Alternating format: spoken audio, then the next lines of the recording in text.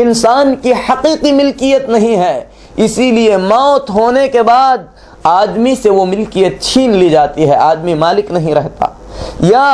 اس سے زیادہ طاقتور اس چیز کو چھین کر اس چیز کا مالک بن سکتا ہے، لیکن حقیقی مالک اللہ تبارک و تعالی ہے۔ اللہ تعالیٰ فرماتا ہے قل اللہم مالک الملک، کہو کہ اے اللہ بادشاہت کے مالک، تؤتی الملک من تشاء، تو جسے چاہتا ہے بادشاہت عطا کرتا ہے، وتنزع الملک ممن تشاء، جس سے چاہتا ہے بادشاہت کو چھین لیتا ہے، وتعز من تشاء، تو جسے چاہتا ہے عزت عطا کرتا ہے، وتذل من تشاء، اور تو جسے چاہتا ہے ذلیل اور رسوا کرتا ہے، بیدک الخیر، سارا خیر تیرے ہاتھ میں ہے، انک علی کل شیء قدیر، بے شک تو ہر چیز پر قادر ہے۔ تولج اللیل فی النہار، رات کو دن میں داخل کرتا ہے، وتولج النہار فی اللیل، اور دن کو رات میں داخل کرتا ہے، وتخرج الحی من المیت، زندے سے مردے کو نکالتا ہے اور مردے سے زندے کو نکالتا ہے، وترزق من تشاء بغیر حساب، تو جسے چاہتا ہے بے حساب روزی عطا فرماتا ہے۔ دوسرے مقام پر اللہ رب العالمین نے اپنی ملکیت کو بیان کرتے ہوئے فرمایا ذالکم اللہ، وہ اللہ ربکم، تمہارا رب ہے، لہ الملک، ساری ملکیت ساری بادشاہت اسی اللہ کے لیے ہے، والذین تدعون من دون اللہ، جن لوگوں کو تم اللہ کے سوا پکارتے ہو،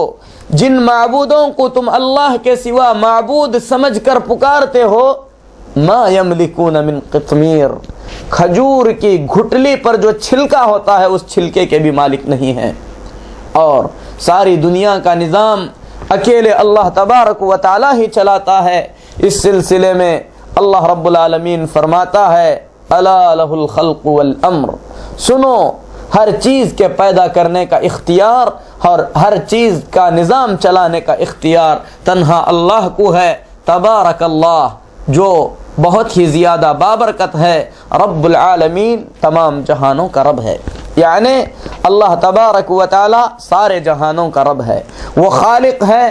وہ مالک ہے اور وہ مدبر ہے۔ اللہ کے سوا کوئی خالق نہیں، اللہ کے سوا کوئی حقیقی مالک نہیں، اللہ کے سوا کوئی دنیا کا نظام چلانے والا نہیں ہے۔ اس حقیقت کو ماننے کا نام ہے توحید ربوبیت کا اقرار کرنا، یعنی اس چیز کا اقرار کرنا کہ رب اکیلا اللہ تبارک و تعالی ہے۔ میرے محترم بھائیو، انسانی تاریخ میں کوئی ایسی قوم نہیں گزری ہے جو اللہ رب العالمین کے رب ہونے کا انکار کرتی ہو، اسی لیے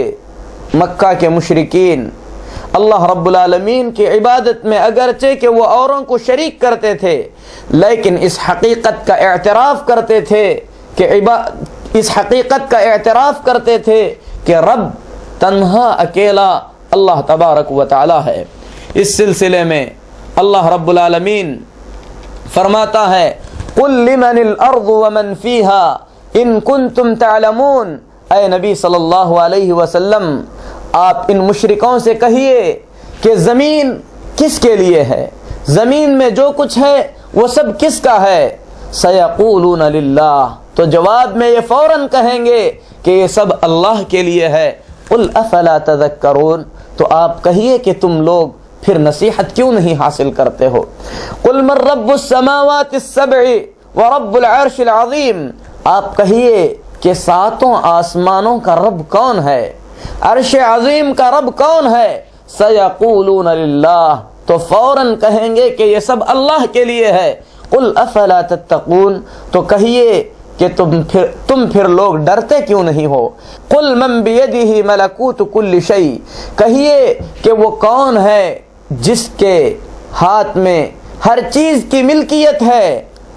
وَهُوَ يُجِيرُ وَلَا يُجَارُ عَلَيْهِ، وہ کون ہے جو خوف کے وقت پناہ دیتا ہے اور اس کے خلاف کوئی پناہ نہیں دے سکتا۔ ان کنتم تعلمون، اے مشرکو اگر جانتے ہو تو تم بتلاؤ۔ سیقولون للہ، تو فوراً کہیں گے کہ یہ سب اللہ کے لیے ہے۔ قل فأنا تسحرون، تو کہیے کہ پھر تم لوگ جادو زدہ لوگوں کی طرح کیوں کرتے ہو؟ یعنی مکہ کے مشرکین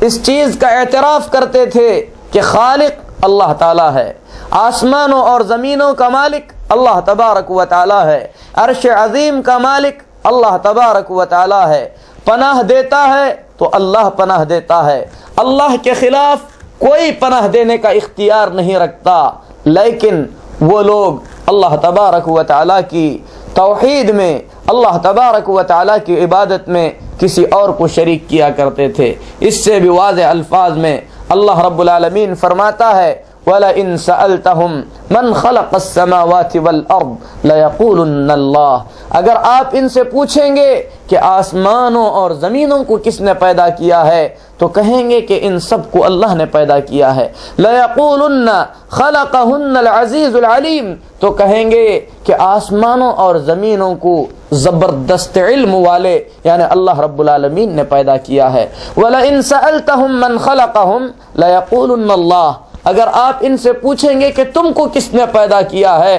تو جواب میں کہیں گے کہ اللہ نے پیدا کیا ہے۔ قل فأنا تؤفکون، تو پھر آپ ان سے کہیے کہ تم لوگ جھٹلاتے کیوں ہو؟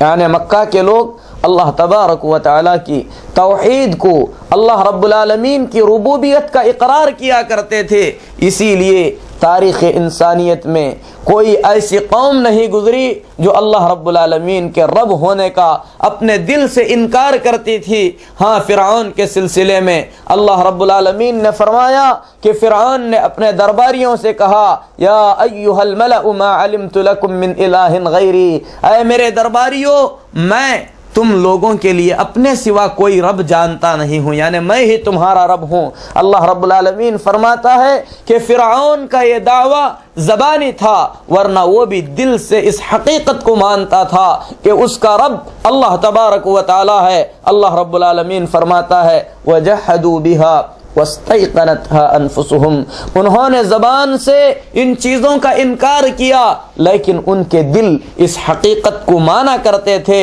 اور حضرت موسیٰ علیہ السلام نے فرعون کو سمجھاتے ہوئے کہا تھا لَقَدْ عَلِمْتَ مَا أَنزَلَ هَؤُلَاءِ إِلَّا رَبُّ السَّمَاوَاتِ وَالْأَرْضِ بَصَائِرَ، اے فرعون تو اس حقیقت کو جانتا ہے کہ یہ ساری چیزیں آسمانوں اور زمینوں کے رب اللہ تبارک و تعالی نے بطور نشانیوں کے نازل کیا ہے۔ وَإِنِّي لَأَظُنُّكَ يَا فِرْعَوْنُ مَثْبُورًا، میں تو سمجھتا ہوں کہ اے فرعون تو تباہ ہو جائے گا۔ تو حضرت موسیٰ علیہ السلام نے فرعون کے متعلق یہ بات بتلایا کہ فرعون کو یقین تھا کہ یہ ساری چیزیں اللہ تبارک و تعالی کی طرف سے اتاری گئی ہیں۔ لیکن میرے محترم بھائیو،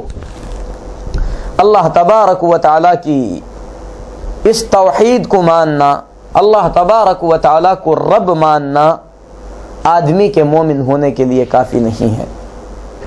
بلکہ حقیقت تو یہ ہے کہ دنیا کی ساری چیزیں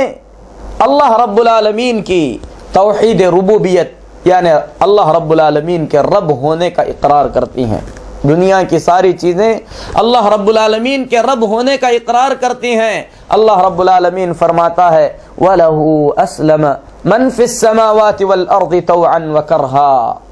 آسمان اور زمین میں جو کچھ ہے ساری چیزیں اللہ رب العالمین کے حکم کو تسلیم کرتی ہیں، چاہے ان کو اللہ کا یہ حکم اپنی رضامندی سے کرنا ہو یا زبردستی کرنا ہو۔ یعنی دنیا کی ہر چیز اللہ تبارک و تعالیٰ کے حکم کے مطابق چلتی ہے۔ اور اللہ رب العالمین دوسرے مقام پر فرماتا ہے وَلِلَّهِ يَسْجُدُ مَا فِي السَّمَاوَاتِ وَمَا فِي الْأَرْضِ مِن دَابَّةٍ وَالْمَلَائِكَةِ، آسمان اور زمین میں جو کچھ چلنے پھرنے والے ہیں، جو کچھ فرشتے ہیں، سب کے سب اللہ کو سجدہ کرتے ہیں۔ وَهُمْ لَا يَسْتَكْبِرُونَ، یہ اللہ تبارک و تعالیٰ کے سامنے غرور و تکبر نہیں کرتے۔ اللہ رب العالمین فرماتا ہے أَلَمْ تَرَ أَنَّ اللَّهَ يَسْجُدُ لَهُ مَنْ فِي السَّمَاوَاتِ وَمَنْ فِي الْأَرْضِ، کیا تم دیکھتے نہیں ہو کہ جو کچھ آسمانوں میں ہے، جو کچھ زمینوں میں ہے، سب کے سب اللہ کو سجدہ کرتے ہیں۔ والشمس والقمر والنجوم والجبال والشجر والدواب، سورج، چاند، ستارے، پہاڑ، چوپائے، درخت، سب کے سب اللہ کو سجدہ کرتے ہیں۔ وَكَثِيرٌ مِّنَ النَّاسِ، لوگوں میں سے بھی بہت سے لوگ اللہ تبارک و تعالیٰ کو سجدہ کرتے ہیں۔ تو یہ حقیقت ہے کہ اللہ رب العالمین کی ربوبیت کو دنیا کی ہر چیز تسلیم کرتی ہے۔ امام ابن تیمیہ رحمۃ اللہ علیہ فرماتے ہیں وَهُمْ خَاضِعُونَ، دنیا کی ہر چیز اللہ کے حکم کے سامنے جھکی ہوئی ہے، مستسلمون، اللہ تبارک و تعالیٰ کے حکم کو مان کر چل رہی ہے، قانتون مضطرون، اللہ رب العالمین کی فرما برداری کرتے ہوئے اللہ کے حکم کے مطابق چل رہی ہے۔ اسی لیے دنیا کی ہر چیز اللہ رب العالمین کی عبادت اور تسبیح میں مشغول ہے۔ اللہ رب العالمین فرماتا ہے تسبح له السماوات السبع والارض ومن فیہن، ساتوں آسمان اللہ کی تسبیح بیان کرتے ہیں، ساتوں زمین اللہ کی تسبیح بیان کرتے ہیں، آسمانوں اور زمینوں میں جو کچھ ہے وہ سب اللہ کی تسبیح بیان کرتی ہیں۔ وَإِن مِّن شَيْءٍ إِلَّا يُسَبِّحُ بِحَمْدِهِ، کوئی چیز ایسی نہیں ہے جو اللہ کی تسبیح نہ بولتی ہو، وَلَكِن لَّا تَفْقَهُونَ تَسْبِيحَهُمْ،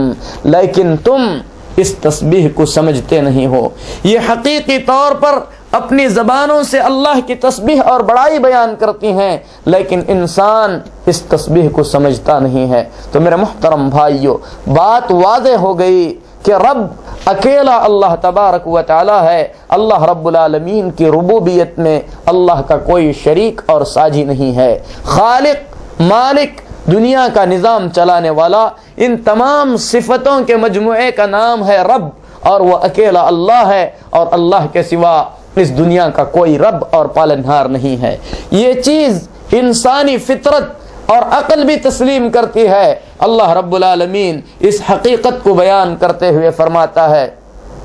مَتَّخَذَ اللَّهُ مِن وَلَدٍ، اللہ تبارک و تعالی نے اپنا کوئی بیٹا نہیں بنایا۔ وَمَا كَانَ مَعَهُ مِنْ إِلَٰهٍ، اللہ تبارک و تعالی کے ساتھ کوئی دوسرا معبود بھی نہیں ہے۔ اِذًا لَذَهَبَ كُلُّ إِلَٰهٍ بِمَا خَلَقَ، اگر اللہ کے سوا کوئی اور بھی معبود ہوتا تو وہ اپنی پیدا کی ہوئی چیزوں کو لے کر الگ چلا گیا ہوتا۔ وَلَعَلَىٰ بَعْضُهُمْ عَلَىٰ بَعْضٍ، پھر دونوں الہ، دونوں معبود آپس میں